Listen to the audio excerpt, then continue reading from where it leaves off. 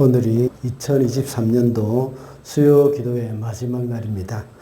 마지막 수요 기도회를 어떤 설교를 할까 기도하면서 드는 생각이 있었습니다. 우리 성도들이 지난 한 해 동안 다들 수고가 참 많으셨다는 생각이 들었습니다. 교회 여러 가지 사역에서 봉사하시고 또 섬겨주신 것에 대해서 참 감사를 드리고 또 그분들에게 하나님의 상급이, 하늘의 상급이 예비되어 있을 줄로 믿습니다. 지난 한 해 열심히 달려오신 분들에게 이 새로운 재충전이 필요할 것입니다. 그리고 다시 새 힘을 내서 일을 할 수 있는 그런 은혜가 또한 필요합니다. 특히 지난 9월에 수요 기도회를 통해서 헌신자 교육을 하고 또 9주 동안 알파 사역을 했습니다. 아마 우리 주사랑교회에서 가장 많은 헌신이 필요한 사역이라고 할 수 있을 것입니다. 많은 분들이 헌신해 두셔서 또 지난 12월 초에 알파 사역을 잘 마쳤습니다. 어디 알파 사역만 사역이겠습니까? 그 외에도 크고 작은 사역들이 많이 있었습니다. 아까 우리 집사님이 또 기도하신 대로 그 많은 그 사역들을 잘 감당할 수 있었던 것이 바로 하나님의 은혜였습니다. 앞으로도 계속 그 하나님의 은혜로 우리들은 또 그 사역을 감당해 나가야 할 것입니다. 이런 사역들을 마치고 나면 영적으로 충만하여서 새 힘이 솟아날 때도 참 많이 있습니다. 그래서 그것이 좋은 동기부여가 되어서 또 다른 일을 감당할 수 있는 원동력이 될 수가 있습니다. 그러나 반대로 그렇지 못한 경우도 참 많이 있습니다. 영적으로 침체에 빠져 있을 경우도 있다는 것입니다. 한바탕 일을 치르고 나면 밀려오는 공허감이 우리를 짓누를 때가 있습니다. 그럴 때는 모든 것이 귀찮아지고 또다시 그 일을 감당하고자 하는 그런 마음이 생겨나지 않을 때가 많습니다. 우리는 육체적인 피로함도 우리를 힘들게 하지만 그보다는 마음의 피곤함과 또 마음에 상하는 것, 이것이 더 큰 우리로 하여금 큰 어려움이 우리에게 될 수가 있다는 것입니다. 오늘 우리가 읽은 본문의 말씀에서도 또 엘리야 역시 그런 어려움에 빠졌습니다. 엘리야는 대단한 선지자였죠. 850명의 바알과 아세라 제사장들을 대상으로 해서 영적 전투에서 싸워서 이겼습니다. 그뿐만 아닙니다. 3년 6개월 동안 가뭄이 있었지만 간절히 기도해서 비가 내려서 대지를 적시게 해 주었던 그 기도의 능력도 있었습니다. 그런데 죽여버리겠다고 하는 이세벨의 한마디 말, 그것이 엘리야는 오히려 큰 영적 침체에 빠져들게 만들어 버렸습니다. 그래서 멀리까지 도망해서 로뎀나무 아래에서 죽고 싶다고 하면서 하나님께 기도했습니다. 그럴 때 하나님은 엘리야를 찾아가셔서 어루만져 주시며 먹을 것도 주시고 다시 힘을 북돋아 주셨습니다. 천하의 엘리야와 같은 선지자도 이런 깊은 침체에 빠져서 낙심한 것을 볼 때에 우리 같은 사람에게 찾아오는 그 침체에 대해서는 이상히 여길 필요가 없다는 것입니다. 이런 영적 침체가 왔다고 해서 믿음이 없다고 하거나 또 미성숙하다고 말을 해서도 안 됩니다. 요즘 이렇게 우울증에 빠져서 힘들어하는 사람들을 보면서 믿음이 없는 사람이라 또는 믿는 사람이 이렇게 우울증에 빠지면 안 된다고 말을 하기도 하는 사람이 있습니다. 믿는 사람이라고 해서 감기가 비켜나가는 경우는 없습니다. 또 믿음이 좋다고 해서 코로나가 걸리지 않는 법은 없습니다. 저도 코로나 확진이 2번이나 되었었습니다. 우울증도 하나의 이런 종류의 질병으로 생각을 해야 합니다. 그러므로 우리는 이런 사람들을 함부로 판단해서도 안 되고 그렇다고 마음이 약해서 그렇다거나 믿음이 약한 사람이라고 치부해서도 안 되는 겁니다. 이런 영적인 침체나 우울감이 우리를 사로잡을 때 우리는 어떻게 해야 할까요? 엘리야는 로뎀나무 아래로 갔습니다. 거기서 하나님께 그의 마음을 쏟아 놓으며 기도했습니다. 그리고 잠이 들었고 하나님이 주시는 음식을 먹으면서 쉬었습니다. 그리고 다시 힘을 내서 하나님의 산으로 달려갔습니다. 우리도 역시 이런 시간이 필요합니다. 그래서 오늘은 로뎀나무 아래로 가라는 제목으로 말씀을 살펴보고자 합니다. 첫째로 로뎀나무 아래는 마음을 쏟아놓는 자리입니다. 4절을 읽어보겠습니다. 다 같이 읽어볼까요? 시작. 자신은 홀로 광야로 들어가서 하룻길을 더 걸어 어떤 로뎀나무 아래로 가서 거기에 앉아서 죽기를 간청하며 기도하였다.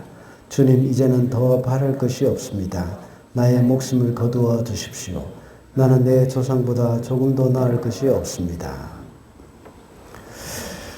850대 1의 싸움에서 엘리야가 승리했습니다. 이 싸움은 영적 전쟁이었지만 목숨을 건 싸움이었습니다. 갈멜산에서 불이 내려와 엘리야의 제단을 태운 것은 참으로 놀라운 일이었습니다. 사실 이것은 엘리야에게 아주 불리한 싸움이었습니다. 엘리야는 한 명이었고 바알과 아세라 선지자는 850명이라는 숫자 때문은 아니었습니다. 이 싸움은 엘리야가 먼저 제안했기 때문입니다. 엘리야의 제단에는 그래서 엘리야의 제단에는 반드시 불이 내려와야 했습니다. 만약 엘리야의 제단에 불이 내리지 않았더라면 바알과 아세라 선지자의 제단에도 불이 내리지 않았다고 하더라도 엘리야는 죽음을 면치 못했을 것입니다. 하나님은 엘리야의 기도를 들으시고 그가 쌓은 제단에 불을 내려주시고 재물을 다 태우고 제단 주위에 파놓은 이 도랑에 있는 물까지도 다 증발시켜 버렸습니다. 그리고 갈멜산 꼭대기 위로 올라가서 간절히 기도했을 때에 3년 반 동안 내리지 않았던 비가 다시 내리게 되었습니다. 이렇게 능력 있게 하나님의 일을 감당하던 엘리야였습니다. 그런데 이런 모든 사건을 직접 겪은 북이스라엘의 왕 아합이 그의 아내인 이세벨에게 이 모든 이야기를 다 해주었습니다. 사실 바알과 아세라 선지자는 이세벨이 데리고 온 사람이었습니다. 이세벨이 두로에서 시집 올 때에 다 데리고 온 사람들이었죠. 이세벨은 두로 왕의 딸입니다. 이스라엘의 왕비가 된 사람이죠. 그가 바알과 아세라 제사장들을 데리고 이렇게 와서 거기서 바알과 아세라를 섬기게 했던 것입니다.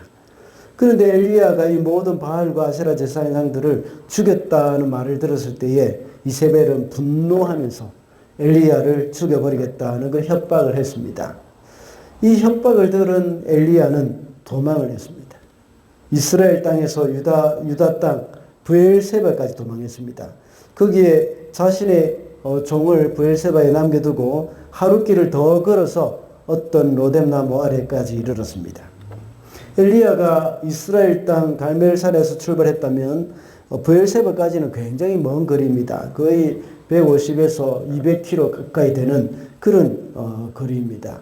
브엘세바는 유다 땅의 최남단입니다. 우리가 한반도 전체를 가리켜 말을 할 때에 할라에서 백두까지라고 말을 하지 않습니까? 이와 같이 흔히 이스라엘 전체 범위를 가리킬 때는 다한에서 브엘세바까지라고 말을 합니다. 다한은 이스라엘의 최북단을 가리키는 것이고 브엘세바는 가장 남쪽 경계선을 가리키는 겁니다. 엘리야가 북쪽 이스라엘 땅에 있다가 이세벨의 손이 닿지 않는 남쪽 유다 지방까지 내려갔습니다.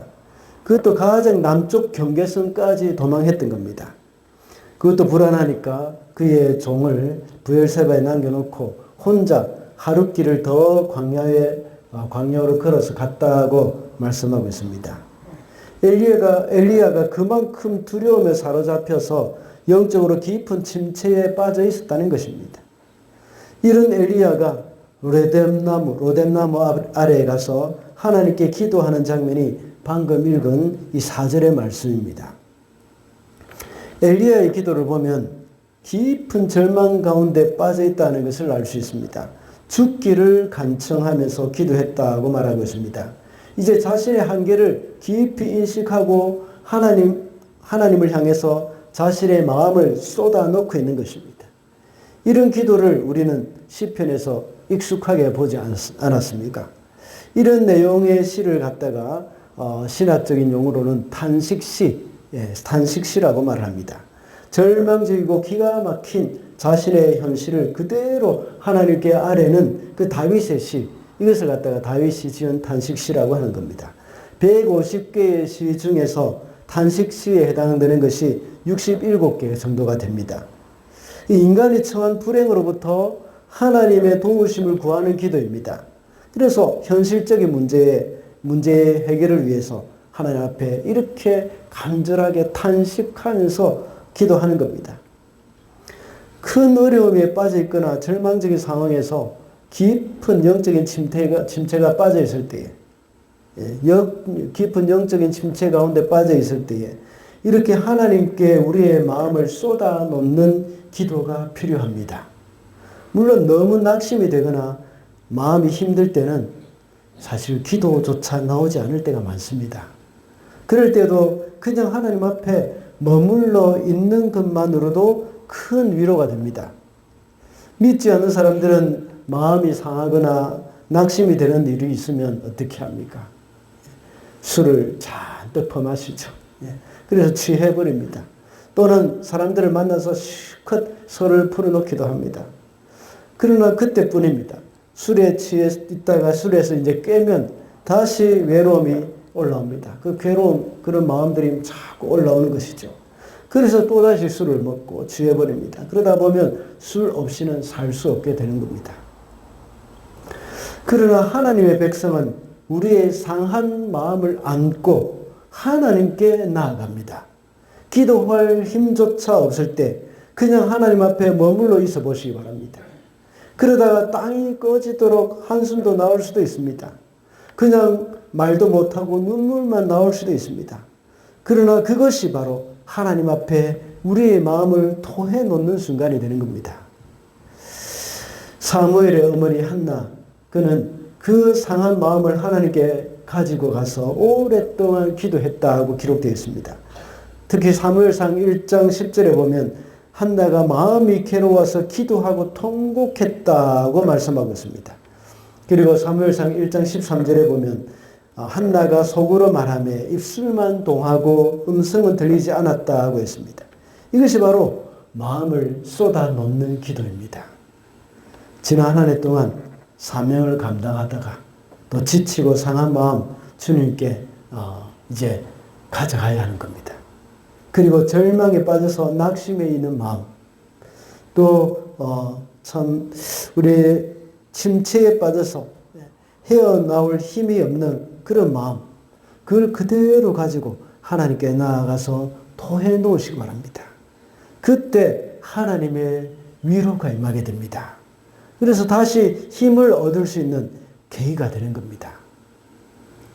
우리도 하나님 앞에 나와서 기도하는 가운데 내 마음 가운데 있었던 모든 억울한 마음들, 상한 마음들, 슬픈 마음들 주님 앞에 기도하고 내어놓을 때에 우리의 마음이 치유가 일어나게 되고 하나님의 위로가 일어나게 됩니다. 그리고 또 더 나아가서 그 상황, 내가 정말 용납하지 못했던 그런 상황들까지도 이해가 되어지기 시작합니다. 그럴 때에 우리의 마음은 새로운 힘을 얻게 되는 것이죠.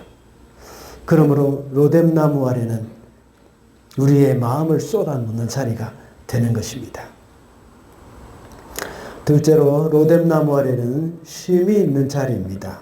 5절과 6절입니다. 우리 다 같이 읽어볼까요? 시작. 그런 다음에 그는 로뎀나무 아래에 누워서 잠이 들었는데 그때 한 천사가 일어나서 먹으라고 하면서 그를 깨웠다.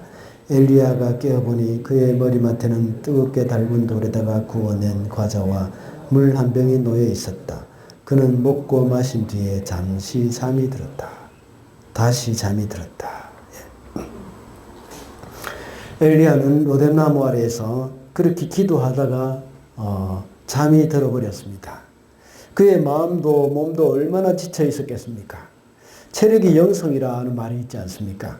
우리는 항상 영혼과 육신이 함께 작용을 합니다.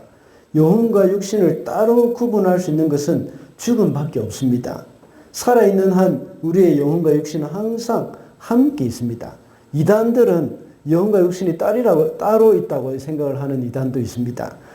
그래서 초대교회 영지주의자들은 자기의 육신은 아무것도 아니기 때문에 마음껏 방탕하게 살아도 된다고 생각합니다. 그러나 그것은 틀린 말입니다.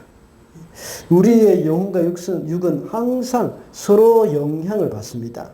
우리가 죄에 우리의 몸을 노출시킬 경우에는 우리 영혼도 치명적인 해를 받게 되어 있습니다. 또한 음란이 그렇습니다. 그래서 사도 바울은 음행은 우리의 몸에 죄를 범하는 것이라고 고린도전서 6장 18절에서 말했습니다. 또한 우리의 영혼이 병들게 되면 우리의 몸도 큰 영향을 받습니다.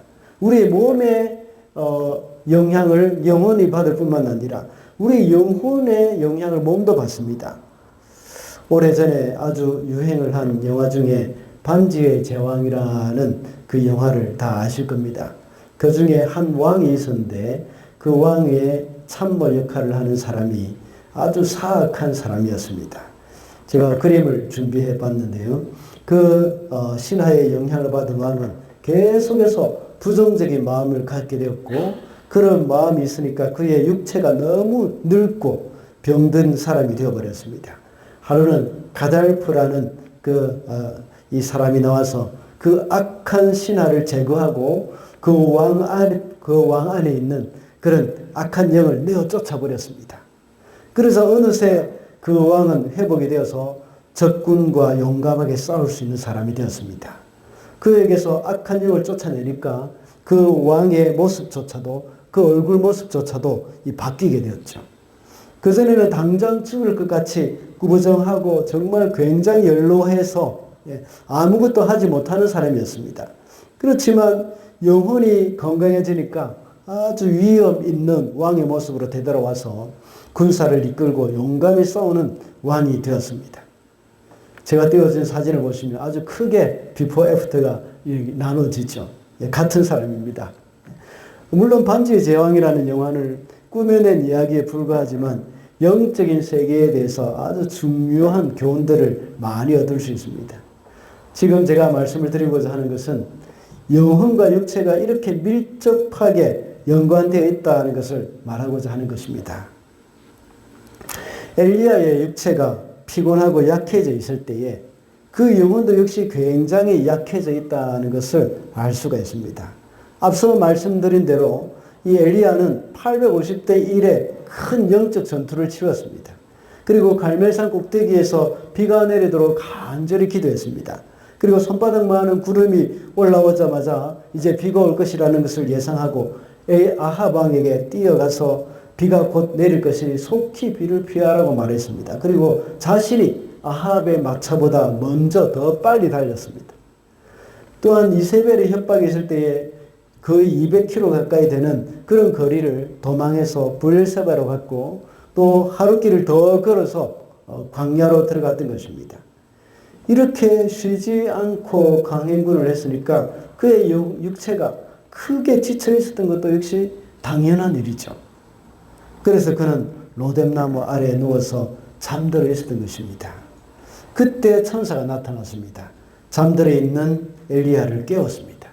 그리고 뜨겁게 달군 그 돌에 구운 과자를 주고 또 물병도 주었습니다. 엘리야는 일어나서 그것을 먹고 또 잠이 들었습니다. 그리고 천사는 두 번째 와서 엘리야를 다시 깨우고 먹게 했습니다. 오늘 우리가 읽은 세 번역에서는 그것이 나타나지 않는데 개역개정이나 원문에 보면 히브리어 원문에 보면 천사가 나타나서 잠들어 있는 엘리야를 어루만졌다고 기록되어 있습니다. 천사의 그 어루만짐은 엘리야에게 큰 위로와 힘이 될 수 있었습니다. 그리고 그것은 하나님 아버지의 마음이 그대로 나타난 것이라고 할 수 있습니다. 저는 어릴 때 자주 아팠습니다. 온몸이 불덩이 같이 될 때가 참 많았습니다. 그때는 그냥 기운도 없이 그냥 누워서 눈만 감고 있을 때도 있었고 또 잠이 들어 있을 때도 있었습니다. 그렇게 누워 있을 때에 저희 어머니가 저에게 와서 가만히 저를 쓰다듬어 주신 것을 느낄 때가 많았습니다. 머리를 쓰다듬어 주실 때도 있고 얼굴을 쓰다듬어 주실 때도 있었습니다. 아픈 저를 이렇게 쓰다듬어 주시는 그 어머니의 손길을 통해서 위로를 얻기도 하고 또 어머니의 안타까워하는 마음이 그대로 전달되기도 했습니다. 또 그리고 제가 예수 믿는 것 때문에 집에서 쫓겨났을 때였습니다. 오토바이를 타고 또 이 교회 주보를 복사하러 가다가 사고가 나가지고 이 얼굴이 찢어졌습니다. 그래서 몇 반을 꾸민 것이 있습니다. 그래서 지금도 안경을 벗으면 그 흉터가 남아 있습니다. 이 저의 얼굴이 그때는 퉁퉁 부어 있었습니다. 어디에도 갈 데도 없었고 그냥 주일학교 때부터 저를 가르치셨던 장로님 댁에 제가 갔습니다. 저를 보고 이제 권사님이 놀라시고 또 저를 간호해 주시고 먹을 것도 주셨습니다. 지쳐서 누워 자고 있었는데 직장에서 퇴근하고 오신 그 장로님이 자고 있는 제 옆에 앉으셨습니다. 그리고 가만히 저의 머리를 쓰다듬어 주셨습니다. 이 저를 쓰다듬어 주시는 그 손길을 통해서 참 마음의 위로와 따뜻함을 또 느낄 수 있었습니다.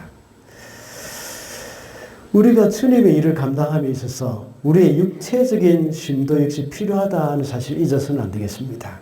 천사가 와서 엘리야를 보고 쓰다듬어 준 그 손길은 바로 하나님의 손길이었던 겁니다. 그 지쳐있고 마음에 힘들어하고 있는 낭망해 있는 엘리야에게는 그 쓰다듬어 주고 만져주는 것이 큰 위로가 되고 힘이 되어지는 겁니다. 이렇게 엘리야는 깊은 잠을 통해서 쉬기도 하였고 또 천사가 주는 그 먹는 것 그것을 통해서도 또 육체적인 힘을 얻게 되었습니다. 그리고 또한 이 천사의 쓰다듬어 주는 것 이것을 통해서 마음의 위로도 얻었습니다. 우리에게도 이러한 쉼이 필요하다는 겁니다. 너무 오래 쉬는 것도 문제가 있지만 전혀 쉼 없이 살아가는 것은 더 큰 문제가 됩니다. 이것은 우리의 마음을 황폐하고 만들고 거칠게 만들어가는 것입니다. 정신 노동자들도 마찬가지입니다. 제가 알기로는 상담을 하는 분들은 정해진 시간이 있는 것으로 알고 있습니다. 그리고 정기적으로 자신을 위해서 다른 사람에게 상담을 받으러 가야 한다는 것도 좀 들었습니다. 왜냐하면 쉼이 없을 경우에는 마음이 거칠어지고 정서적으로 메말라서 상담을 해줄 때에 공감을 할 수 없기 때문입니다. 저와 같은 목사들도 마찬가지입니다. 저희 아내도 저에게 쉴 줄 모르는 사람이라고 이렇게 종종 말을 할 때가 있습니다. 나름대로 쉬려고 노력을 합니다. 그러나 때로는 휴가를 가는 것이 미안할 때도 있습니다. 다른 분들은 휴가 없이 사는 분도 있는데 담임 목사가 돼가지고 또 휴가를 간다는 것이 왠지 죄송한 마음이 들 때가 있었습니다. 그러나 마음을 고쳐 먹습니다. 그때마다. 내가 쉬지 않고 일을 계속하다가 정서적으로 메마를 경우에 내가 하는 설교가 풍부한 그 영적인 영양소가 아니라 이 독소가 나올 수 있다는 겁니다. 그런 것들을 생각하면서 지혜로운 방법은 쉼을 갖는 것이라고 생각을 하고 또 이제 마음을 고쳐먹는 그런 경우도 많이 있습니다. 제가 휴가를 간다고 누구도 불만을 갖지 않겠지만 또 휴가를 가는 게 오히려 교회 유익이구나 하고 생각해 주시기 바랍니다. 세상에는 많은 중독이 있습니다. 그 중에 사람들이 자각하지 못하는 중독이 있는데 그것은 일 중독입니다. 일 중독은 자신이 중독인 줄 깨닫지 못한 채 그렇게 하는 것이 맞다는 생각에 빠지게 만드는 겁니다. 그래서 좀 쉬고자 하는 사람들을 또 판단하기도 합니다. 도대체 뭘 했기를 쉬려고 하느냐고 이렇게 말을 하기도 합니다. 나는 이렇게 열심히 하는데도 안 쉬는데 하는 그런 생각을 하기도 합니다. 나는 이렇게 열심히 일을 하는데 왜 저 사람 일도 제대로 하지 않고 쉬려고 하느냐 하는 생각이 들기도 하는 것이죠. 제가 한국에서 부목사로 사역할 때에 그 교회 담임 목사님 아주 열정적이었습니다. 그리고 아주 건강하셨습니다. 아프거나 피곤해서 지치는 그런 교육자들을 보면 이해를 못하셨습니다. 그래서 좀 피곤하고 힘들다고 하면 기도 안 해서 그렇다고 하면서 아주 야단을 치십니다. 그래서 주일 저녁이 되면 지난번에 한 말씀드린 적이 있는데 주일 저녁이 되면 교육자들 집에 못 가게 합니다. 그리고 교육자들을 다 본당에 불러가지고 밤새도록 철야 기도를 시켰습니다. 그러다가 그 목사님이 한 번은 뇌졸중으로 쓰러지셨습니다. 그리고 나서 교육자들을 이해해 주셨습니다. 건강해서 쉬지 않으시는 분들은 이렇게 약해서 쉼이 필요한 사람들을 이해하지 못하거나 또 판단하기가 참 쉽습니다. 또 뭐 건강하지 않더라도 쉬지 않고 일하시는 분들은 또 그렇게 생각할 때가 많이 있습니다. 이렇게 판단하는 것은 서로를 이해하지 못하기 때문이기도 하고, 또 다른 한편으로는 그 사람의 마음이 거칠어졌기 때문이기도 합니다. 마음이 거칠어진 이유가 쉼이 없기 때문입니다. 여러 가지 스트레스와 피곤함이 있어서 육체적인 쉼이나 정서적인 평안함이 필요한데 그것이 없으니까 점점 더 짜증스러워 가는 겁니다. 그래서 그런 마음 때문에 서로에게 원망이 생기게 되는 것이죠. 그래서 사람을 판단하고 정죄하는 일이 일어나게 됩니다. 혹시 여러분 중에 자꾸만 짜증이 나는 분들이 있습니까? 혹시? 전에는 그러지 않은데 요즘 들어서 왠지 남편을 보면 짜증이 난다든지 아니면 지체를 보면 자꾸만 판단하는 그런 생각이 혹시 든다면 내가 좀 쉬어야겠다 하는 신호로 생각하시기 바랍니다. 특히 우리 수요 기도에 나오시는 분들, 이분들은 이 말씀이 좀 꼭 쉬어야 한다는 말씀이 좀 필요한 분들이 아닐까 하는 생각이 듭니다. 물론 제가 수요 기도에 나오는 그 자체를 문제 삼는 것이 아니라는 게 여러분 잘 아실 겁니다. 제가 말씀드리는 것은 주일 예배만 겨우 나오시는 분들, 이런 분들은 대체로 쉬라고 말을 하지 않아도 알아서 잘 쉬시는 분들이 많이 있습니다. 그래서 여행도 가고 가족들과 시간을 가지는 것들을 소중히 여기는 분들이 많습니다. 그러나 수요 기도회까지 잘 나오시는 분들은 쉴 시간이 잘 없는 분들이 많이 있기 때문입니다. 물론 여러분들 중에서 또 알아서 적절하게 지혜롭게 잘 쉬시는 분들도 있기는 합니다만, 그렇지 못한 분들도 참 많습니다. 그러므로 로뎀나무 아래로 가서 쉼을 누리는 시간, 이것이 우리 성도들에게는 꼭 필요하다는 것, 그걸 우리는 명심해야 합니다. 로뎀나무 아래 가서 우리가 육체적인 쉼, 또 우리가 정신적인 위로, 그리고 또 체력의 보충, 잠과 또 먹는 것과 또 쓰다듬어 주는 것, 이것 하나님을 통해서 우리가 받을 수 있어야 하는 겁니다. 마지막으로 로뎀나무 아래는 비전을 볼 수 있는 자리입니다. 7절 하반절과 8절까지 다 같이 읽어보겠습니다. 시작. 일어나서 먹어라. 갈 길이 아직도 많이 남았다. 엘리야는 일어나서 먹고 마셨다. 그 음식을 먹고 힘을 얻어서 밤낮 40일 동안 걸어 하나님의 산인 호렙산에 도착하였다. 잠에 골아떨어진 엘리야는 천사가 준 음식을 먹었습니다. 그리고 또다시 잠이 들었습니다. 그래서 두 번째로 천사가 와서 엘리야를 어루만지며 깨웠습니다. 다시 음식을 먹게 했습니다. 그리고 엘리야에게 말을 합니다. 아직도 갈 길이 남았다고 합니다. 그리고 엘리야는 일어나서 먹고 마시는 그 힘, 그것을 얻어서 40일을 걸어서 호렙산에 도착했습니다. 로뎀나무 아래서 하나님께 그의 마음을 쏟아내고 잠이 들었습니다. 그리고 음식까지 먹은 후에 기운을 차렸습니다. 이렇게 엘리야는 충분한 쉼을 가진 후에 마음에 다시 힘을 얻어서 해야 할 일이 무엇인지 알게 되었습니다. 그것은 호렙산으로 가는 겁니다. 하나님께서 호렙산으로 가라고 하신 이유가 무엇일까요? 하나님이 그 자리에서 시키실 일이 있기 때문입니다. 하나님이 엘리야에게 주신 사명이 열왕기상 19장 15절부터 16절까지 잘 나타나 있습니다. 제가 한번 읽어보겠습니다. 주님께서 그에게 말씀하셨다. 너는 돌이켜 광야길로 해서 다마스쿠스로 가거라. 거기에 이르거든 하사엘에게 기름을 부어서 시리아의 왕으로 세우고 또 님스의 아들 예후에게 기름을 부어서 이스라엘의 왕으로 세워라. 그리고 아벨무홀라 출신의 사밧의 아들 엘리사에게 기름을 부어서 그 뒤를 이을 예언자로 세워라. 내 뒤를 이을 예언자로 세워라. 엘리야가 해야 할 일은 첫째로 하사엘을 시리아 왕으로 세우는 겁니다. 그리고 예후를 이제 이스라엘, 북이스라엘 왕으로 세우는 겁니다.